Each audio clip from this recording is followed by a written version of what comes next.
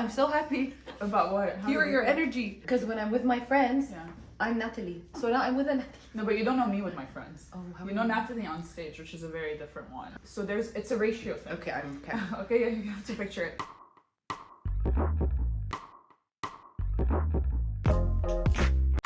Delusion. But I feel like you need a little bit of delusion for treats. Yeah, delulu. You need the delulu. If you don't have it, I mean, nothing's gonna drive you.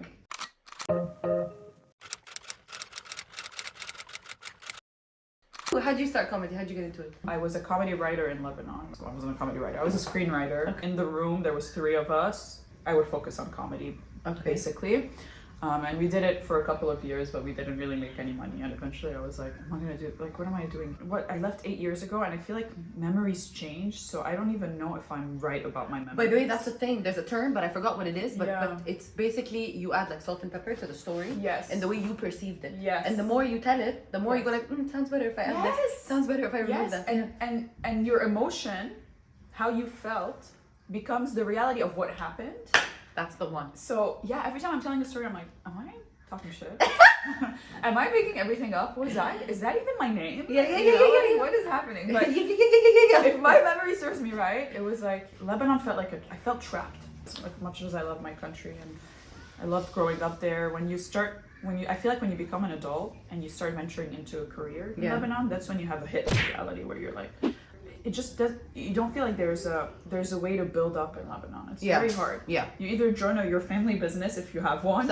We don't have a family business for me to join. Yeah. So no screenwriting. You moved. Mm-hmm. So I was like, I'll just go to New York, but I had no money, so I wouldn't say stole. It's not what she I would wouldn't. Use, because it was mine. Okay. But it was so my mom kept all of our jewelry in a box, like in a sealed, like a box that was my great grandfather's. Like steel box that like it's heavier than a building. Where is that? In my mom's room. Okay. But it's like super sealed. Okay. I just knew where my mom hid the key. Okay. At the time. Now ever since, my mom carries the key around with her every day. She like doesn't leave it. Natalie ما فيها تاخذ Yeah, exactly. I'm like, can I have something from the box? She's like, give it back after, you know? I just took my jewelry. So there was all of our jewelry, me, my brothers, my moms, my dad, like everybody. I just took mine. Mm-hmm. Like the gifts that I got at birth from grandmothers and great grandmothers and aunts. Yeah. And at my first communion, my baptism, I just took everything. Exactly. And my crazy friend was like, bring your stuff. I know a spot we can sell them. She's like, I'll bring stuff too and we'll both sell our stuff. So we went to Burj Hamoud. Okay. We went into a jewelry store in Burj Hamoud. There was an old couple. So I had like a little box like that with like necklaces and things like that. She had a big bag. She's like, look at what I took from my grandma's. I'm like, does she know? I don't want to be involved in your thing. Just let me focus on mine because I feel like whatever you're doing is not okay. But this is my jewelry. It's my journey. It's my journey. This one is mine. So he checks the gold first. He's like, okay, all your stuff is real gold. Okay. He puts it on a scale. And he's like, I could give you and he's like tapping on his calculator. He's like, I'm just looking at the worth of the gold today, and then the weight, and then we multiply. And he's like trying to explain it to me, but I'm like a kid. Obviously, he could have told me anything. You would I can't remember how much it was. I think it was like $3,000. Okay. He was like, thank God I did this before the economical. Yeah. Oh yeah. That would have financial crisis. Yeah. He was like, it's gonna be $3,000, but I'm gonna tell you something. This is just the worth of the gold. This is jewelry that's worth a lot more. But I'm not going to pay you for what the jewelry and the design and the diamonds in there are worth. I'm just going to give you the price of the gold. Mm-hmm. Oh, he was honest with me. Yeah. I was like, whatever. Said something like 3,000 in my mind. This was like, I never heard like a sum like this. I was like, oh my God. Yeah. I was like, take it. Yeah. He's like, okay. So he's like counting the money, giving me the money. And I'm like, I'm seeing my future with every bill that's being tapped down on the... And I'm saying freedom. And then my friend is like, my turn. And then she gives him the stuff and he's like looking at her stuff. He goes, هيدا مش ذهب. هيدا مش ذهب. هيدا تنكي. هيدا مش ذهب. هيدا مش ذهب. Did you inform anyone you were leaving? So I had started telling my mom, like, just so you know, and this was a time where me and my mom would fight a lot. I was like, just so you know, I'm leaving. I'm graduating in December. I'm out. And she was like, yeah, okay. She wouldn't take me seriously. Did you have a visa or you don't need one? I had the citizenship. There you go. Just hop on a plane. Luckily, yeah. So I went to the Air France office and I was like, hey, how much for a one-way ticket to New York? $3,000. I just went into their offices. They were like, okay, and so they're like, it was like $900. Okay. It's like nothing. I am so rich. That means how much is business class? Where were you gonna stay when you got to New York? So I had a friend. I had all that. I had a friend who was still at Columbia. Okay. And she had a 2-bedroom apartment with her brother, and her brother wasn't gonna be there. So she was like, "Come stay with me until you find a job." The stars aligned. The stars aligned. The stars aligned. Because, and so I started telling my mom. She like did the math, right? Yeah. She was like, "Okay, if you have this money, then you need this for the phone bill, this much for food, this da da da." She did the calculation. She's like, "This money's gonna last you 2 months." Yeah. So I'm giving you 2 months. Yeah. In 2 months. Yeah. If you didn't get a job that can sustain you, you have to come back. Don't tell me that's how you found comedy.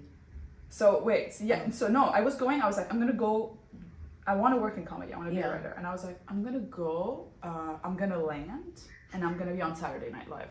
This is how it's gonna happen. Oh, that's it. This is how it's gonna happen. I'm coming all the way from Lebanon, and I'm not gonna be on Saturday Night Live. Excuse me, do you know how I had to go through to get here? You're putting me on TV. So I was like, it's gonna be so easy. Delusion. But I feel like you need a little bit of delusion for treats. Delulu. You need the delulu. If you don't have it, I mean, nothing's gonna drive you. Like, reality's not gonna drive you. There was a couple of my Lebanese friends in New York. So me and the girls, 5 of us, we go to the Comedy Cellar.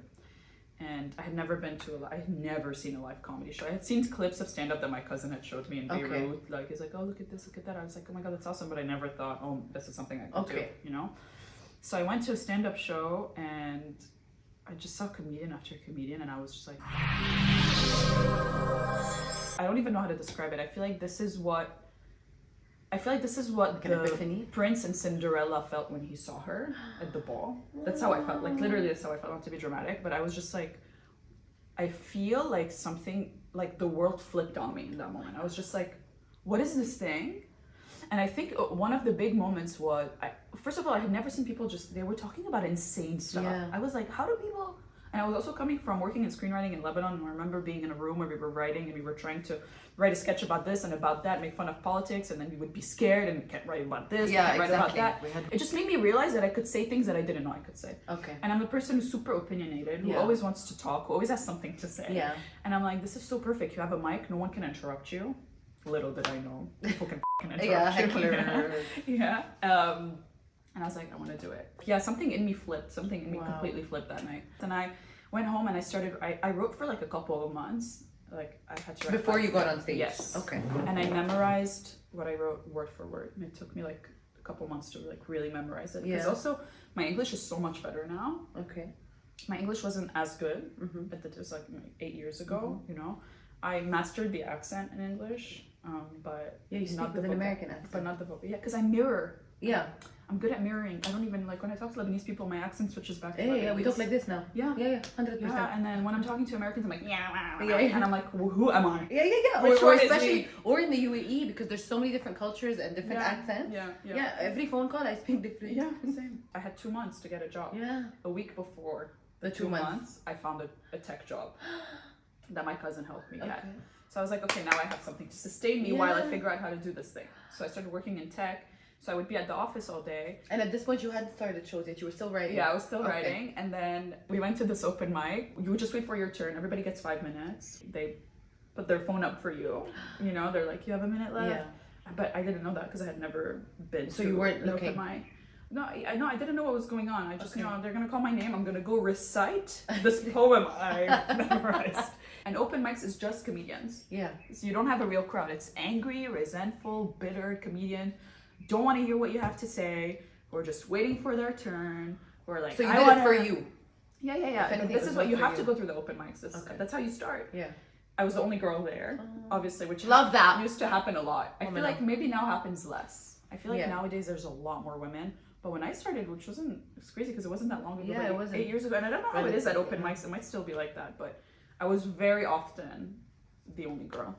And so I'm waiting for my turn, and then I go up, I grab the mic, my hand is like shaking, I'm so scared, and I start reciting. Oh my god, I remember my opening joke. It was like, something making fun of Lebanon, Lebanese people saying they're Phoenicians. Oh. And I'm like talking about how ridiculous it is that Lebanese people say they're Phoenicians. I think I agree with you. Yeah, and like, you know, there's a bunch of like American bros who are sitting there like, who the f*** cares? They're sitting there like, Like, how is this worthy? And I'm just reciting the thing. I'm like, I don't even know what's going on. And then I see a light being flashed at me, and I don't know what the fuck this is. And I'm like, I see the light. I'm like, oh, I'm so sorry. Okay, I'll go. And then I go back to sit, and he goes, 1 minute. I'm like, what? He goes, light means you have 1 minute. And I go, I'm already sitting back down. I'm like, oh yeah, but I was done. I'm good. I didn't want to be like, oh, okay, wait, let me go. So that's how you started. So that's you kept going to open mic nights until you. Yes. Very nice. All right, you guys, and that wraps up the again. I'm just gonna laugh because this is how the entire episode went.